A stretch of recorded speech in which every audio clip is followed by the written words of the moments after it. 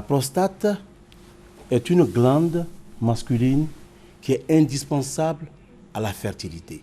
Elle est juste située en dessous de la vessie et en connexion les canaux éjaculateurs et les vésicules séminales. Le liquide séminal est sécrété et ce liquide séminal est très important pour la vie des spermatozoïdes.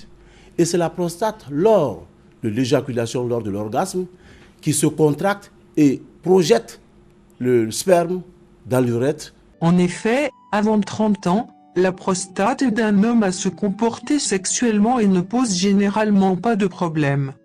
Mais vers 50 ans, la glande commence à se développer et peut dévaster la vie d'un homme. La prostate peut faire l'objet de 3 types de maladies. La première maladie, c'est la prostatite. C'est l'inflammation ou l'infection de la prostate. La deuxième maladie, c'est ce qu'on appelle l'hyperplasie. C'est l'adénome de la prostate. C'est une tumeur bénigne. Et ensuite, plus grave, c'est le cancer de la prostate, avec toutes les complications que ça peut entraîner.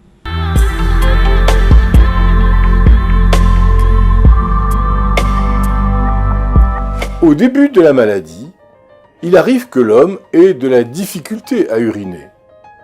Avec le temps, cette tension peut affecter les muscles de la vessie et les rendre hypersensibles. La plupart du temps, malgré les efforts, la vessie ne parvient pas à se vider.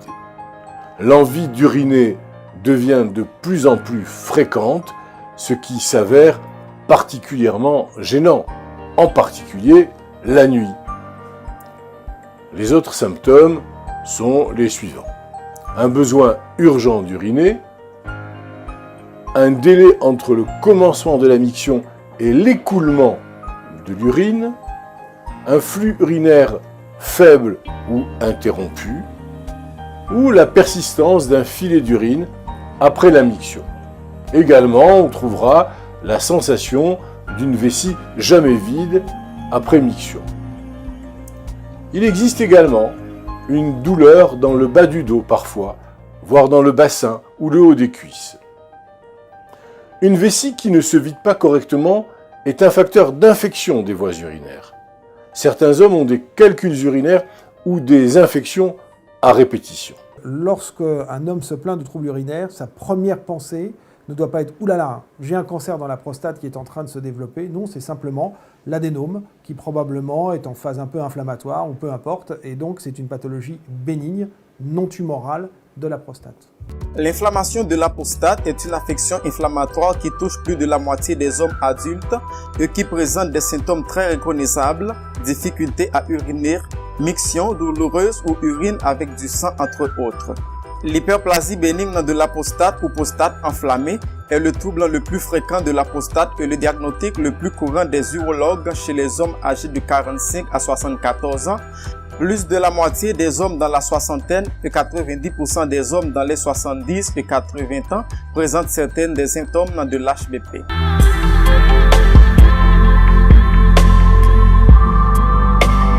La prostatite, comme je l'ai dit, c'est une infection. Généralement, c'est ceux qui gardent les urines. Vous savez, il y a des réunions, et en allant à la réunion, on a un peu envie d'uriner. On se dit non, ça peut aller. On va à la réunion, on reste à la réunion, on a envie d'uriner, on ne va pas uriner. Ensuite, professionnellement, ceux qui sont devant leurs ordinateurs, les comptables, les gens qui sont absorbés par le travail, ils ont envie d'uriner, ils ne vont pas uriner, ils ne vont pas satisfaire aux besoins. Et en ce moment-là, les germes pénètrent par phénomène canalaire à travers la prostate et ils commencent en ce moment à avoir des douleurs, des pesanteurs, ils urinent fréquemment et ils sont gênés. Mais là, en ce moment, ils viendront pour une fièvre, pour des frissons, parfois même les urines peuvent se bloquer et en ce moment il faut faire une prise en charge. Maintenant, l'adénome de la prostate survient après 50 ans. Là, son développement se fait juste à côté de l'urètre. Dans la zone périurétrale, la glande prend du volume et en ce moment comprime l'urètre et on a une pollacurie. La pollacurie, c'est quoi? C'est une miction fréquente d'urine, mais en petite quantité. En ce moment, faites la différence entre la polyurie qui existe chez le diabétique, qui urine fréquemment, mais en grande quantité, et celui qui présente une obstruction sous-vésicale. Là, c'est la pollacurie. Cette pollacurie, pendant la nuit, la personne peut se lever 4 fois, 5 fois pour uriner. Chaque fois qu'il urine, il a l'impression que tout n'est pas sorti. Il pousse, mais il n'arrive pas à satisfaire. Finalement, même parfois, on dit qu'il pisse sur ses bottes. À la phase grave, c'est la rétention aiguë d'urine, le syndrome du pisser ou mourir. Maintenant, le cancer de la prostate, c'est quand même un cancer plus grave. En ce moment, la personne peut maigrir, peut avoir une anémie, et quand elle urine, il y a du sang là-dedans. Parfois, au niveau de l'éjaculat, il peut y avoir du sang qu'on appelle une hémospermie, ainsi de suite, une hématurie quand il y a du sang. Donc, en ce moment, ce qui est grave, dans toutes ces affections que je viens de citer, malheureusement, nos parents consultent tard. Ils ne viennent qu'à la phase grave. Et là, la prise en charge devient encore plus douloureuse. Pourtant, dès le départ, quand on a des signes urinaires, il faut venir consulter le médecin. Un médecin généraliste peut vous examiner et il va vous interroger sur les signes que vous présentez. En fonction de la gravité des signes, après, il va vous faire un examen. Le seul examen qui permet d'accéder à la prostate, c'est le toucher rectal. Malheureusement, cet examen est rebuté parfois par les malades, pour des raisons de pudeur, et parfois même par certains médecins. Pourtant, c'est le seul geste qui permet de poser le diagnostic du cancer de la prostate, le diagnostic de l'adénome de la prostate et de la prostatite. Expliquez-nous comment le médecin peut-il identifier une hypertrophie bénigne de la prostate? Le médecin établit le diagnostic d'hypertrophie bénigne de la prostate en concentrant son questionnaire médical sur les symptômes urinaires. La grosseur de la prostate ne prédit pas toujours l'importance des symptômes. Il est possible d'avoir une petite prostate tendue qui va provoquer d'importants symptômes ou une grosse prostate qui provoque peu de symptômes. Dans l'un et l'autre cas, les symptômes sont provoqués par l'obstruction causée par la prostate. L'examen physique va inclure automatiquement, systématiquement, l'examen par toucher rectal, au cours duquel le médecin palpe la prostate au moyen d'un doigt ganté pour vérifier sa taille et sa texture. Il existe également un examen sanguin qui mesure une protéine spécifique sécrétée par la glande prostatique, appelée aussi antigène prostatique spécifique ou PSA. Le taux de PSA peut être légèrement élevé dans l'hypertrophie bénigne de la prostate ou bien plus élevé dans le cancer de la prostate. Il se peut que les taux de PSA présents dans ces deux affections se chevauchent et la biopsie de la prostate alors est le seul moyen de distinguer entre les deux. L'adénome de la prostate, quand vous fermez votre pouce, quand vous tournez, vous appuyez, comme un ballon de ping-pong, c'est rénitant, c'est régulier, et la régularité fait que vous ne percevez pas de nodules. Ça ne fait pas mal, mais c'est augmenté. La prostate, dans l'adénome de la prostate, le volume qui était de 25 grammes peut aller jusqu'à 100, 200 grammes. Et c'est en ce moment-là que les signes urinaires de compression de l'urètre vont s'exprimer. Dans le cas du cancer de la prostate, quand vous touchez, la prostate est dure comme une pierre. Ou bien, il y a des nodules qui sont enchâssés dans la prostate.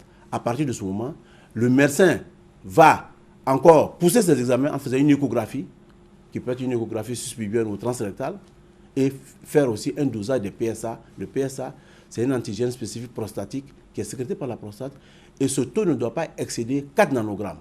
Mais parfois, dans l'adénome de la prostate, ça peut augmenter, dans la prostatite, ça peut augmenter, mais dans le cancer de la prostate, c'est le premier élément de suspicion du cancer. Et en ce moment, on est obligé de faire une biopsie prostatique qui va confirmer le diagnostic du cancer de la prostate. Et finalement, vous êtes obligé de prendre en charge ce malade. Donc, si on se résume, excusez-moi, la prostatite, c'est un traitement médical. L'adénome de la prostate, c'est un traitement chirurgical ou médical. Le cancer de la prostate, c'est la chirurgie, c'est la radiothérapie, c'est l'hormonothérapie. Si vous avez reçu un diagnostic de cancer de la prostate, vous êtes sans doute bouleversé et effrayé. Vous avez peut-être l'impression que la situation est hors de contrôle. L'actualité de la santé maintenant, quelques chiffres pour commencer avec Brigitte Fanny Cohen en France. Après 60 ans, 50% des hommes sont concernés par une maladie bénigne, ça s'appelle l'adénome de la prostate. Alors qu'est-ce que c'est que ça, l'adénome de la prostate? On opère ou on traite par des médicaments. Et si on opère, il y en a combien qui se font opérer par an Environ 70 000 à 100 000 hommes se font opérer chaque année. Alors l'adénome de la prostate, c'est ce qu'on appelle aussi l'hypertrophie bénigne de la prostate. L'hypertrophie, ça veut dire tout simplement qu'un organe augmente de volume. Et dans l'hypertrophie bénigne de la prostate, c'est la prostate qui augmente de volume. Et en augmentant de volume, elle va comprimer l'urètre, qui est le canal qui permet chez l'homme le passage de l'urine et du sperme. Et ceci va évidemment provoquer des envies fréquentes d'uriner, y compris la nuit parfois. Alors certains hommes sont très gênés, d'autres moins. Et le traitement va être justement en fonction de la gêne. Par exemple, des médicaments peuvent agir sur des troubles vraiment peu sévères, peu importants. Et quand les troubles deviennent très importants, avec vraiment une gêne dans la vie quotidienne, on peut passer à la chirurgie. L'objectif de la chirurgie, c'est de s'attaquer à la cause du problème, c'est-à-dire on réduit le volume de la prostate. Mais c'est une intervention qui peut comporter un certain nombre d'effets indésirables. L'embolisation de la prostate se déroule en ambulatoire. On commence par une ponction de l'artère fémorale au niveau du pli de l'aine. Ensuite, on voyage dans les artères en se guidant par imagerie jusqu'à l'artère prostatique. Quand on est dans l'artère prostatique, on injecte des billes synthétiques qui sont calibrées de façon très précise pour rentrer dans les artères exactement de bon calibre. Et ces artères sont bouchées par les billes. Il n'y a plus de sang qui arrive à la prostate et elle va en quelque sorte se ramollir et devenir plus petite.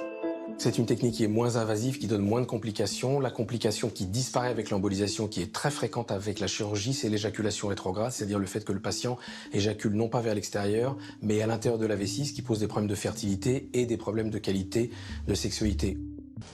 Ce patient de 68 ans souffre d'un adénome de la prostate qui l'oblige à réaliser de grands efforts pour uriner. Le but de l'intervention est de lever l'obstacle en traitant directement la prostate. Première étape, introduire par les voies naturelles un résectoscope. Il est muni d'une caméra associée à un laser. L'opération se déroule sous anesthésie générale. J'arrive dans la prostate, on a les deux lobes de la prostate, le lobe gauche, le lobe droit, et la grosse prostate avec le lobe médian. C'est cette petite chose-là, mais on voyait que c'était beaucoup plus développé à l'échographie.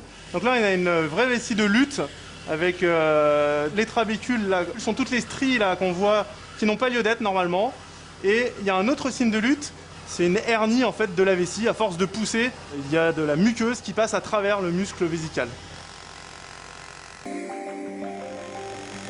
Là, vous voyez, là quand ça s'ouvre, en haut de l'écran, vous avez la prostate adénomateuse et en bas, vous avez la zone périphérique qu'on va laisser.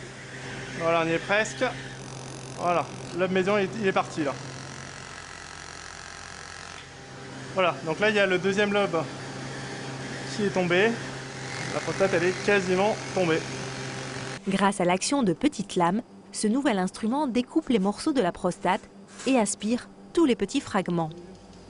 Les effets secondaires possibles de la technique, c'est qu'on peut avoir des fuites urinaires. Les fuites urinaires vont disparaître progressivement dans le temps. Autre effet secondaire possible, le fait de ne plus avoir d'éjaculation. Je précise bien que l'érection est maintenue après cette opération. C'est juste qu'il n'y a plus d'émission de sperme après l'opération. Alors une question qui revient très souvent, est-ce qu'une personne atteinte de ces différentes affections de la prostate, est-ce qu'elle peut avoir une vie sexuelle normale? Ce que je vais dire d'emblée, c'est que la sexualité n'a rien à voir avec la prostate. Mais la prostate, avec la description que je viens de faire, peut retentir sur la qualité de la sexualité. Par exemple, quelqu'un qui a une prostatite, il a mal. Quand il a des rapports, il a mal, il a des douleurs. Donc, ça va gêner sa sexualité. Le fait que quelqu'un qui a une adénome de la prostate, le fait qu'il n'urine pas bien, peut retentir sur la qualité de sa sexualité. Celui qui est porteur d'un cancer de la prostate, c'est la même chose. Donc, ça peut retentir sur la qualité de la sexualité, mais ce n'est pas l'origine d'une impuissance. Quelqu'un qui a une prostatite peut être gêné, mais peut rentrer en érection et avoir des rapports. Mais simplement, ces rapports seront douloureux. Quelqu'un qui a été opéré d'un adénome de la prostate, là, c'est très important. Je vous ai dit tout à l'heure que la prostate est traversée par les canaux éjaculateurs. Donc, quand on n'enlève pas toute la prostate, on enlève l'adénome, c'est-à-dire la glande, c'est comme si vous enlevez la pulpe de la mandarine et vous laissez la coque. En ce moment-là, il y a un phénomène qui va arriver, c'est la stérilité. Parce que la disparition des canaux éjaculateurs vont faire que lors des rapports, lors de l'orgasme, l'homme va avoir l'orgasme. Mais le liquide qui va sortir sera éjecté dans la vessie et c'est au moment d'aller uriner que le sperme sera mélangé aux urines. Par ce mécanisme, il devient stérile. Mais il peut avoir des rapports sexuels normaux. Les études scientifiques montrent globalement une amélioration chez les patients. Maintenant, dans la vraie vie, sur 10 patients, il y en a 5 ou 6 qui sont très améliorés, c'est-à-dire qu'ils n'ont plus besoin de traitement, ils se considèrent comme guéris. Ils n'ont plus aucun trouble urinaire, ils ne se lèvent plus la nuit, ils ont un bon jet et ils sont très contents. Sur les 4 qui restent, il y en a qui sont suffisamment améliorés pour ne pas avoir besoin d'autres traitements, mais d'autres vont avoir besoin de continuer à prendre le traitement médicamenteux. C'est environ 2 patients sur 10 pour lesquels on peut refaire une embolisation ou peut-être plutôt aller vers la chirurgie. Bien que la recherche scientifique n'ait pas encore identifié une cause spécifique pour l'HBP, les théories se concentrent sur les hormones et les substances apparentées telles que la dihydrotestostérone, DHT, un dérivé de la testostérone dans la prostate qui peut stimuler la croissance cellulaire. Si votre médecin vous a diagnostiqué une inflammation de la prostate, n'est pas une cause d'inquiétude, rappelez-vous que la nature a un médicament pour chaque problème de santé. Dans ce cas, nous allons vous laisser ces 2 remèdes pour une prostate saine. Aujourd'hui, les hommes souffrent de plus en plus de problèmes prostatiques, notamment l'adénome de la prostate, la prostatite et le cancer de la prostate. Espace Biomédical vous propose un traitement Super Prostate.